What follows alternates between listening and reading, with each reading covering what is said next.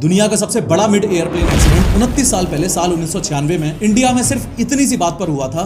सिर्फ इतनी सी बात कि दोनों में से एक फ्लाइट के पायलट्स को इंग्लिश नहीं आती थी। एटीसी ने पायलट्स को 15,000 फीट पे रहने को बोला था, लेकिन वो 14,000 फीट पे आ गया, जहां ऑलरेडी एक प्लेन मौजूद था। दोनों एरोप्लेन्स का एक्सीडेंट हो गया और बेचारे 349 लोगों ने अपनी जान गंवा दी। प्रोफेसर अफवाह को फॉलो करके 3D एनिमेशन की मदद से इस बात को समझो कि जिस फ्लाइट की कोई गलती नहीं थी उसमें 312 लोग मौजूद थे और वो फ्लाइट दिल्ली से सऊदी अरेबिया जा रही थी। और दूसरी फ्लाइट जिसकी गलती थी वो एक प्राइवेट प्लेन टाइप था, उसमें सिर्फ 37 लोग मौजूद थे और वो फ्लाइट कजाकिस्तान से दिल्ली आ रही थी। 12 नवंबर को शाम के लगभग 6:30 बजे की बात है। दिल्ली एटीसी ने दोनों फ्लाइट्स के पायलट्स को इंस्ट्रक्शंस दिए कि सऊदी फ्लाइट वालों तुम सुन लो, तुम्हें 14,000 फीट पे रहना है, और कजाकिस्तान फ्लाइट वालों तुम सुन लो, तुम्हें 15,000 फीट पे ही रहना है। एविएशन के रूल्स के हिसाब से जब सेम एयरवे पे अपोजिट डायरेक्शन में दो प्लेन्स आ रहे हो तो उनके एल्टीट्यूड में मिनिमम 1000 फीट का डिफरेंस होना जरूरी है, और एटीसी ने ऐसा ही किया। लेकिन कजाकिस्तान वाली फ्लाइट के पायलट्स को एटीसी की इंग्लिश रिपोर्टेडली नहीं चमकी। उन्होंने एक रेडियो ऑपरेटर रखा हुआ था जो इंग्लिश से रशियन लैंग्वेज में एटीसी की बातें ट्रांसफर कर रहा था। कहीं ना कहीं मिसअंडरस्टैंडिंग हुई। कजाकिस्तान के पायलट्स अपनी फ्लाइट को 14,000 फीट पर नीचे ले आए और सऊदी अरेबिया जाने वाली फ्लाइट जिसने अभी टेक ऑफ किया था